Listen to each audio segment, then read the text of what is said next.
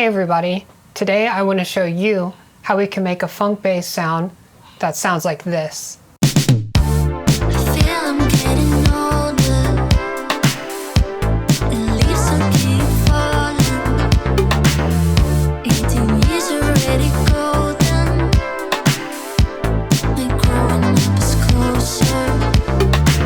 So the first thing I need to mention is I'm going to be using the OBx-d by DiscoDSP.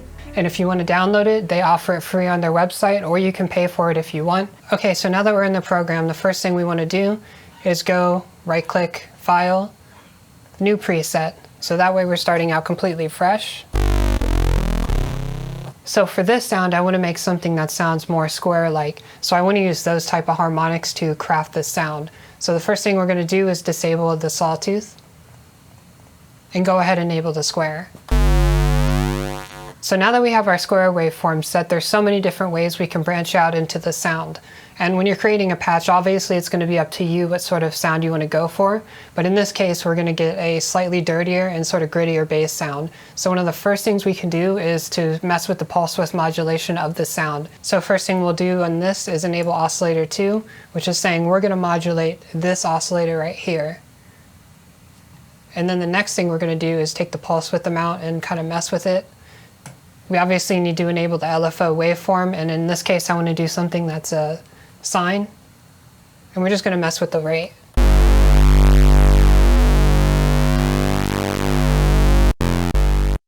So essentially what I'm trying to do with the pulse width modulation is I just kind of want to get some movement with the waveforms kind of intersecting and moving away from each other. So now it's really already starting to fatten up. So one thing I want to try doing is moving that oscillator number 2 up a whole octave just to see what it sounds like.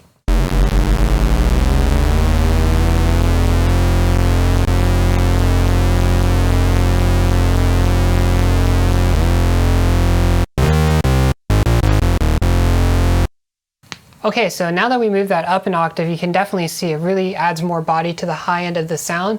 And also you may be starting to notice some classic sort of characteristics of this that's reminiscent of a lot of 80's funk sounds. So this is something you could definitely start with as a bass idea for so many different presets, many different synthesizers beyond the Oberheim, obviously. Another common one would be something like the Prophet. It was really, really big in the 80's for funk bass. So I also just want to mess with the volume a little bit more to see if I can get a better balance to something that's not too cutting.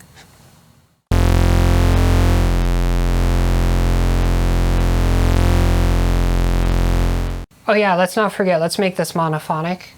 So we're going to take this voice and drag it down to 1. Alright, cool, so it's already starting to really come together.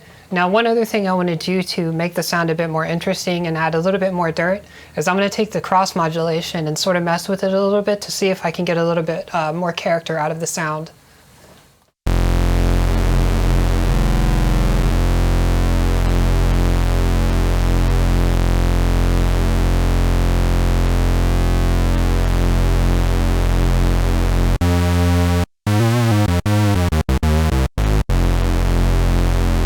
So before I get into like the filter section, I want to fine tune everything just to like a little bit more.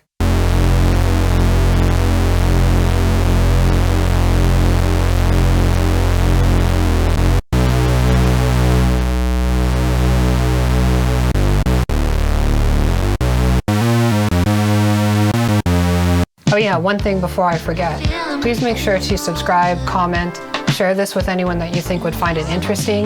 And if you really, as I said in my other videos, want to be my #1 simp, make sure to support me on Patreon, because that'll just help me to create more of these videos and hopefully long-term dedicate as much time as possible to doing this, which is something I really enjoy doing. So for this sound, because it's so harmonically dense, I'm going to use a steeper cutoff on the low pass filter, and I'm also going to put it in high quality mode because why not?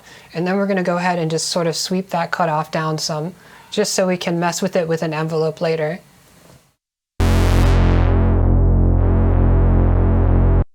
Maybe give it a little bit of resonance, but not too much. I don't want to have a very peaky sort of sound. And now we're going to mess with the envelope amount. I think something that's not too extreme is what's going to suit this sound the best, for me at least.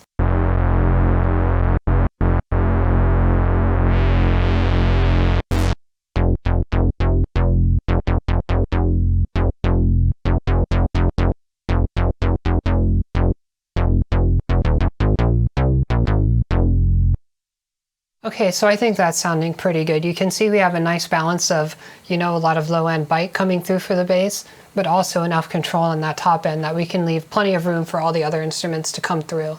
So one thing you can do if you want to take this and make it a little bit brighter or have the note give a little bit more sustain, obviously you could just take it on the filter envelope and move the sustain up a little bit, and you'll just get a little bit more brightness out of the bass, obviously depending on what setting you give it. So we can take this and just go up.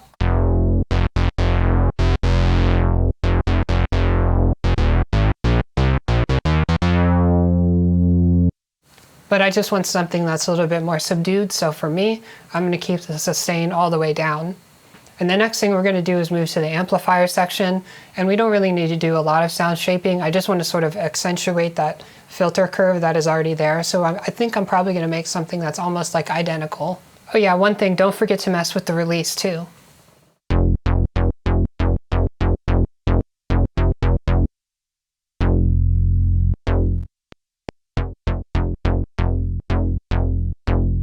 So one other thing we can do that is an option within this emulation is we can just add a little bit more randomness and character to the sound yet again, just by going ahead and using some of the voice variation options that it provides for us. So one thing we could do is just mess with the filter slope and the envelope slope, so it's not always 100% the same whenever you're sort of playing it.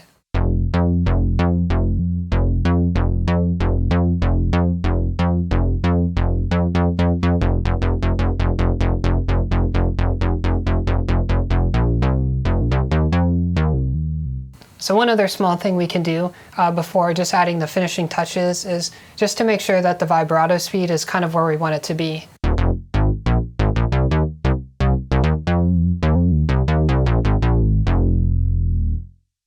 Alright, so I think that sounds pretty neat where it's at now, but let's just take it one step further and sort of process the sound a little bit more to sort of get the characteristics that I'm looking for. So the very first thing I'm going to do is just do some basic EQ and compression. So in this case, I'm just going to be using Slate Virtual Mix Rack, but you can use whatever you want. It's more about the core concept of what I'm doing essentially.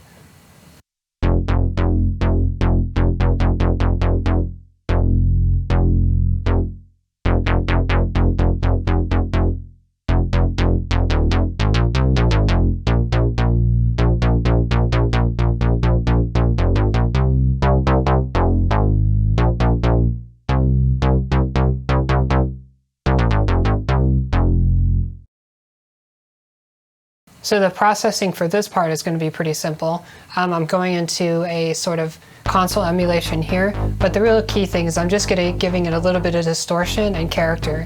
Then the next thing I'm taking it into an EQ, but really that's going to be something you should entirely shape depending on the song that you're writing. So whatever EQ settings I use here really kind of aren't all that important in my opinion. And then the next thing I'm adding a little bit more saturation, and then finally some 1176 compression just to give it a little bit more snap and sustain. And also just to make sure everything is nice and controlled within the context of whatever the song could end up being if it were to really be used properly in a song. So the first thing we could do is do the obvious thing and add some reverb. I'm going to use Verb Suite Classics, but obviously you could use something like Valhalla and it's going to work just fine. So whatever you have on hand really is going to be the best tool. And for this, we're going to use a very small room with very short decay. This is a sort of thing that I like to do pretty much on every bass sound that I create. So I'm going to go in here and find something that's from 0.2 to 0.5.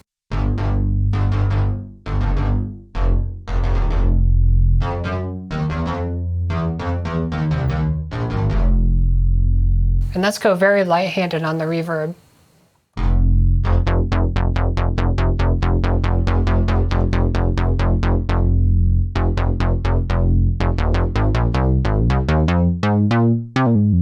Alright, so we finally reached the end of everything. I hope you found it useful.